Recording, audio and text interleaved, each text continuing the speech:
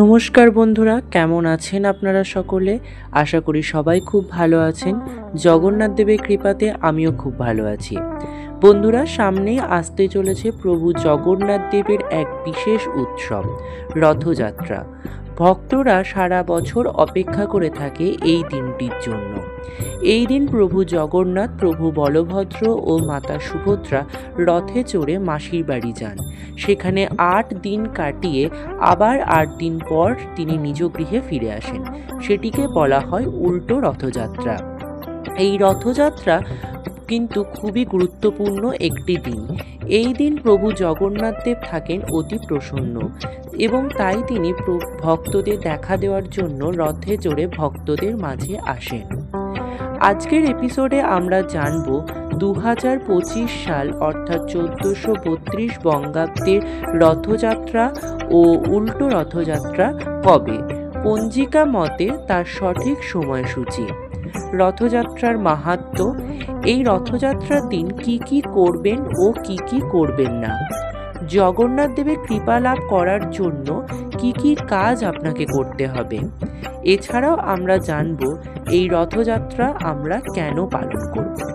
তাহলে বন্ধুরা, সবকিছুই থাকছে আজকের এই ভিডিওতে। তাহলে চলুন ভিডিওটি শুরু করি। তবে তার আগে আপনাদের সকলের কাছে অনুরোধ রইল, কমেন্ট বক্সে প্রভু জগন্নাথ দেবের নামে অবশ্যই জয়ধ্বনি দিয়ে যাবেন।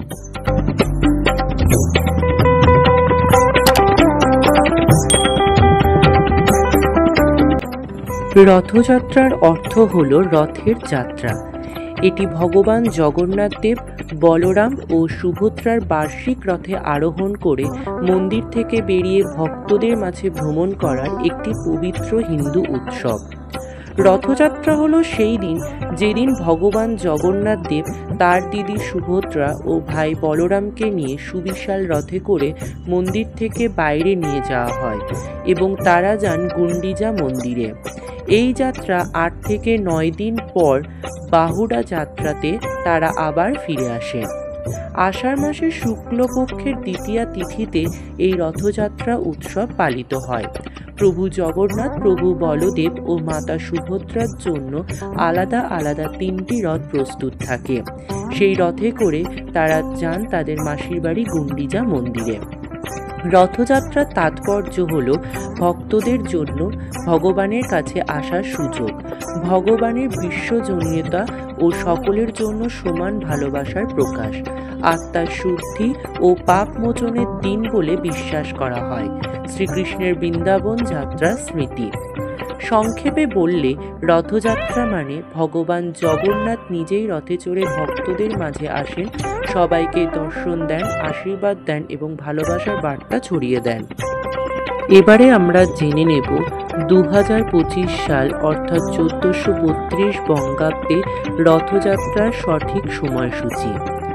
2025 সালে অর্থাৎ 1432 বঙ্গাব্দে রথযাত্রার সঠিক সময়সূচি হল 26শে জুন 2025 বৃহস্পতিবার।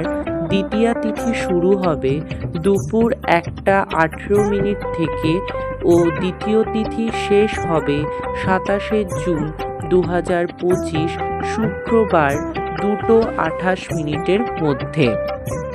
রথযাত্রা উৎসবের দিন প্রভু জগন্নাথ, প্রভু বলদেব ও মাতা সুভদ্রা রথে করে তাদের মাসির বাড়ি গুন্ডিচা মন্দিরে যান। সেখানে 8 দিন কাটানোর পর আবার রথে করে নিজের মন্দিরে অর্থাৎ নিজ গৃহে ফিরে আসেন। এই উৎসবকে বলা হয় উল্টো রথযাত্রা। 2025 সালে পঞ্জিকা মতে উল্টো রথের সময়সূচি কি রয়েছে? 2025 সাল অর্থাৎ 1432 বঙ্গাব্দের পঞ্জিকা মতে উল্টো রথের সময়সূচি হল 4 জুলাই শুক্রবার 2025 সন্ধে 6:49 মধ্যে। এবারে আমরা জেনে নেব জগন্নাথ দেবের রথযাত্রার মাহাত্ম্য কথা। রথযাত্রা হিন্দু ধর্মের একটি অতি পবিত্র ও প্রাচীন উৎসব, যা ভগবান জগন্নাথ দেবের রথে আরোহণ করে তার ভক্তদের দর্শন দেওয়ার আয়োজন হিসেবে পালিত হয়। এই উৎসবের মূল কেন্দ্র উড়িষ্যার পুরী শহরে হলেও সমগ্র ভারত ও বিশ্বের বহু স্থানে এটি অত্যন্ত উৎসাহ ও শ্রদ্ধার সঙ্গে পালন করা হয়। রথযাত্রা ভগবানের প্রতি নিঃস্বার্থ ভক্তি ও আত্মসমর্পণের প্রতীক। ভক্তরা মনে করেন এই দিনে ভগবান নিজেই রথে চড়ে সাধারণ মানুষের মধ্যে আসেন, যাতে সকলেই তার দর্শন করতে পারেন। রথ টানার জন্য কোনো জাতি, ধর্ম, বর্ণ বা লিঙ্গভেদ থাকে না। সবাই একসঙ্গে রথ টেনে সম্প্রীতির বার্তা দেয়। এই উৎসব সমাজে সাম্য ও মানবতার বার্তা দেয়। বিশ্বাস করা হয় এই দিনে রথ টেনে বা রথযাত্রায় অংশগ্রহণ করলে মানুষ তার পাপ থেকে মুক্তি পায় এবং আধ্যাত্মিকভাবে নতুন এক জীবনের সূচনা হয়। কেউ মনে করেন এই রথযাত্রা কৃষ্ণের বৃন্দাবন ভ্রমণের প্রতীক। তিনি তার ভক্তদের সঙ্গে মিলিত হবার জন্য বার্ষিকভাবে গুন্ডিচা মন্দিরে যান। এই রথযাত্রা সেই ঘটনাকে স্মরণ করে। রথযাত্রায় ভগবান জগন্নাথ, বলভদ্র ও সুভদ্রা গুন্ডিচা মন্দিরে যান এবং 9 দিন পর বাহুড়া যাত্রা উপলক্ষে ফিরে আসেন। এই সফর আত্মশুদ্ধি ও ঈশ্বরের সান্নিধ্যের প্রতীক। তবে ধর্মীয় বিশ্বাস অনুযায়ী এই দিনে রথ স্পর্শ করলে জন্ম জন্মান্তরের পাপ ধ্বংস হয়। রথযাত্রা দেখা এবং রথ টানা দুটোই মহাপুণ্যের কাজ। যিনি ভক্তিভাবে রথ টানেন বা দর্শন করেন তার জীবনে সুখ, সমৃদ্ধি ও শুদ্ধতা আসে। এরপরে আমরা জেনে নেব রথযাত্রা আমরা কেন পালন করব। রথযাত্রা পালন করা শুধু একটি ধর্মীয় রীতি নয়, এটি এক মহান আধ্যাত্মিক, সামাজিক ও সাংস্কৃতিক চেতনার প্রকাশ। এবারে আমরা কয়েকটি গুরুত্বপূর্ণ কারণ দেখে নেব যে কেন আমরা ভগবানের রথযাত্রা পালন করব ও আমাদের পালন করা উচিত। রথযাত্রা হলো ভগবান জগন্নাথ, বলভদ্র ও সুভদ্রার প্রতি আমাদের অগাধ ভক্তি ও শ্রদ্ধা প্রকাশের একটি সুযোগ। এই দিনে রথ টেনে বা দর্শন করে আমরা ভগবানের সান্নিধ্যে আসার সুযোগ পাই। শাস্ত্রে বলা আছে, যে ব্যক্তি রথযাত্রায় ভগবান জগন্নাথের রথ স্পর্শ করে সে জন্ম জন্মান্তরের পাপ থেকে মুক্তি লাভ করে। এই বিশ্বাসে মানুষ রথ স্পর্শ করে, রথ টানে, কীর্তন করে আত্মার শুদ্ধির জন্য। রথযাত্রা এমন একটি উৎসব যেখানে সব বর্ণ, জাতি, ধনী, গরিব, নারী, পুরুষ মিলে একসঙ্গে রথ টানে। এটা আমাদের শেখায় ভগবানের কাছে আমরা সবাই সমান। এই শিক্ষা আজকের সমাজে খুবই প্রয়োজন। রথযাত্রা আমাদের বাংলা ও ভারতীয় সংস্কৃতির একটি অমূল্য অংশ। এটি পালন করে আমরা আমাদের পুরনো ধর্মীয় ও সামাজিক ঐতিহ্যকে জীবিত রাখি এবং ভবিষ্যৎ প্রজন্মকে তা শেখাতে পারি। রথযাত্রা কেবল বাইরের অনুষ্ঠান নয়, এটি আমাদের অন্তরের যাত্রা। ভগবানের প্রতি প্রেম, নম্রতা ও আত্মসমর্পণ শেখায়। আমাদের অহংকার ভেঙে আমাদের হৃদয়ে ঈশ্বরকে গ্রহণ করার পথ করে দেয়। রথযাত্রা ভগবান শ্রীকৃষ্ণের লীলার স্মৃতি বহন করে, বিশেষত তার মথুরা ও বৃন্দাবনের মধ্যকার সম্পর্কের প্রতিফলন ঘটে এই যাত্রা। এই উৎসব আমাদের শ্রীকৃষ্ণের জীবনের শিক্ষা ও আদর্শকে স্মরণ করিয়ে দেয়। সংক্ষেপে বলতে গেলে এই রথযাত্রা পালন করার পেছনের মূল উদ্দেশ্য হল এটি ভক্তির প্রকাশ, এটা পুণ্যের পথ, এটা ঐক্য ও ভ্রাতৃত্বের উৎসব, এটা আমাদের সংস্কৃতির অংশ, এটা আমাদের আধ্যাত্মিক উন্নতির সোপান।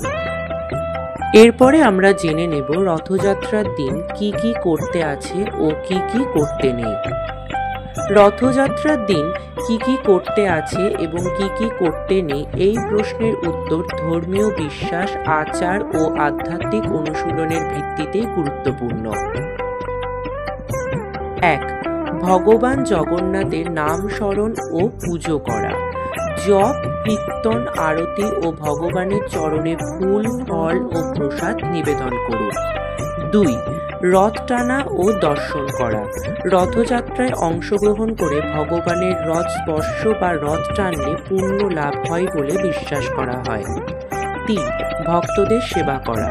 তীর্থযাত্রী, সাধু ও সাধারণ ভক্তদের পানীয় জল, প্রসাদ বা বিশ্রামের ব্যবস্থা করা মহান কর্ম বলে বিবেচিত। 4. নিষ্ঠা ভরে উপবাস বা নিরামিষ আহার গ্রহণ করা। অনেকে এই দিন উপবাস বা একবার নিরামিষ আহার করেন, ভগবানের প্রতি ভক্তি ও নিয়ন্ত্রণের প্রতীক হিসেবে। 5. হরিনাম সংকীর্তন করা। রাস্তায় বা মন্দিরে হরিনাম কীর্তন, জপ, গানের মাধ্যমে ঈশ্বরের মহিমা প্রচার করা হয়। 6.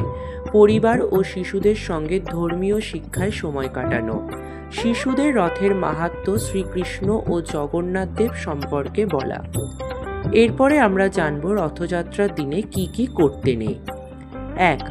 মাংস, মদ, মাছ, পেঁয়াজ, রসুন খাওয়া নিষিদ্ধ। এই দিনে নিরামিষ আহার শ্রেয়, আমিষ ভোজন ভক্তিভাবের পরিপন্থী। 2. অশ্রদ্ধা ও কটূক্তি করা বারণ। ভগবানের প্রতি বা ভক্তদের প্রতি অমানবকর কথা, হাস্য, পরিহাস বা কটাক্ষ করা উচিত নয়। 3. শারীরিক বা মানসিক হিংসাত্মক কাজ করা। এই দিনে হিংসা, রাগ, ঝগড়া বা কারোর মনে কষ্ট দেওয়া খুবই অশুভ। 4. অপরিচ্ছন্নতা বজায় রাখা। নিজের শরীর, ঘর ও পরিবেশ পরিচ্ছন্ন রাখা অত্যন্ত গুরুত্বপূর্ণ। ভগবানের আগমনের দিন বলে মনে করা হয়। 5. রথযাত্রাকে শুধুই মেলা বা বিনোদনের উৎসব মনে না করা। এই দিন শুধুমাত্র আনন্দ নয়, ভক্তি ও শুদ্ধতার সঙ্গে পালন করা উচিত। এরপরে আমরা জানব এই দিন কি করলে জগন্নাথ দেবের কৃপা লাভ করা যায়। রথযাত্রার দিনে কি করলে জগন্নাথ দেবের কৃপা লাভ করা যায়, এটি ভক্তদের হৃদয়ে একটি গভীর প্রশ্ন। এই দিনে কিছু বিশেষ কাজ করলে ভগবান জগন্নাথ দেব অত্যন্ত প্রসন্ন হন এবং ভক্তদের কৃপা দান করেন। রথ টানা, রথ স্পর্শ করা বা দূর থেকে হলেও ভক্তি ভরে রথ দর্শন করা, এটি শাস্ত্রমতে একটি মহান পুণ্য যা জন্ম জন্মান্তরের পাপ মোচন করে। জগন্নাথ স্বামী নয়ন পথগামী ভব তুমি, এই মন্ত্র জাপ করলে ভগবান কৃপা করেন। হরিনাম কীর্তনে অংশগ্রহণ করুন একাগ্র চিত্তে। নিরামিষ ও সহজপাচ্য আহার গ্রহণ করে ইন্দ্রিয় নিয়ন্ত্রণের মাধ্যমে ঈশ্বর চিন্তা করুন। উপবাস করলে সেই ভক্তির তীব্রতা আরও বাড়ে। ফুল, ফল, তুলসী পাতা ও নিরামিষ প্রসাদ ভগবানের চরণে অর্পণ করুন। মনে করে বলুন, হে প্রভু, তুমি আমার জীবনের রথের সারথি হও। জগন্নাথ দেব বিশ্বাস করেন ভক্ত সেবা মানেই ভগবানের সেবা। জল, প্রসাদ, ফল, ছায়া, বসার ব্যবস্থা করা হলে তিনি অত্যন্ত প্রসন্ন হন। পুরাণ ও উৎকলখণ্ড অংশে জগন্নাথ দেবের লীলা ও কৃপা কাহিনী আছে, শ্রবণ করলে বা অন্যকে শোনালে পুণ্য হয়। সামনে বা মন্দিরে একটি প্রদীপ জ্বালিয়ে ভগবানকে আহ্বান করুন, হে জগন্নাথ, আমার জীবনের আধার দূর করো। হে জগন্নাথ, আমি জানি না আমি পুজো করতে পারি কিনা, আমি শুধু তোমাকে মনে করি, তুমি যেন আমায় ভুলে না যাও। তুমি আমার অন্তরে বসে থাকো, আমার জীবন রথ চালাও। এই সরল ও আন্তরিক প্রার্থনা ভগবান খুবই আনন্দের সঙ্গে গ্রহণ করেন। রথযাত্রা কেবল একটি ধর্মীয় অনুষ্ঠান নয়, এটি একটি সামাজিক ও আধ্যাত্মিক মিলনের উৎসব। এই দিনে ভক্তরা ভগবানের সঙ্গে হৃদয় দিয়ে মিলিত হন এবং নিজেদের জীবনকে শুদ্ধ ও পরিশ্রুত করার প্রতিজ্ঞা নেন। রথযাত্রার দিন আমরা যা করব তা ভক্তি, শুদ্ধতা ও সেবামূলক হওয়া উচিত, আর যা করব না তা যেন অহংকার, হিংসা, অশুচিতা ও অসভ্যতা না হয়। এইভাবে পালন করলে রথযাত্রা আমাদের জীবনে সত্যিকারের পুণ্য ও শান্তি নিয়ে আসবে। জগন্নাথ দেবের কৃপা পেতে হলে আমাদের চাই ভক্তি, বিনয়, পবিত্রতা ও নিঃস্বার্থ মন। তার রথ শুধু বাহ্যিক উৎসব নয়, সেটি আমাদের হৃদয়ে ভগবানের প্রতি একটি আহ্বান।